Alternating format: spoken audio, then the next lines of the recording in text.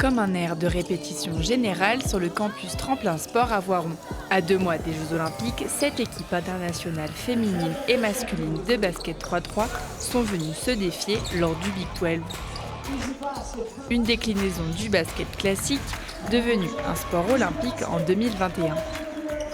C'est le même but que le basket traditionnel 5-5, c'est-à-dire qu'il faut marquer un panier de plus que son adversaire ou encaisser un panier de moins que son adversaire, effectivement.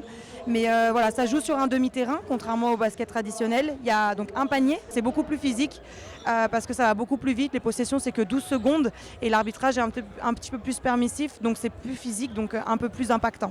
Des victoires prometteuses lors du tournoi qui mettent l'équipe de France en confiance, même s'il reste encore quelques réglages à faire avant le début de la compétition le 30 juillet.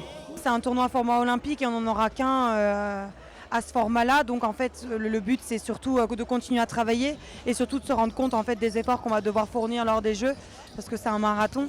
Le Big 12 met aussi en compétition des équipes de jeunes pour un entraînement intensif face à des équipes de niveau international. Et pour l'occasion, les filles du PPBC, plutôt habituées au basket à 5, se sont mises au 3-3. C'était intense, on a vu que vraiment elles s'étaient bien préparées, qu'elles avaient fait une bonne année de préparation pour les JO. Donc voilà, c'était aussi un bon moment de pouvoir un peu se jauger aussi contre ces filles-là qui ont fait ça toute l'année. Et à Voiron, le basket 3-3 continue de marquer des points. Vous avez en fait le haut du gratin international qui est présent à Voiron, qui est dans les mêmes configurations que la compétition des Jeux Olympiques et qui connaissent les Jeux Olympiques à quelques semaines avant même d'entamer la compétition. Donc c'est un vrai atout, c'est une vraie chose bénéfique pour l'ensemble en fait des équipes internationales et en particulier la nôtre.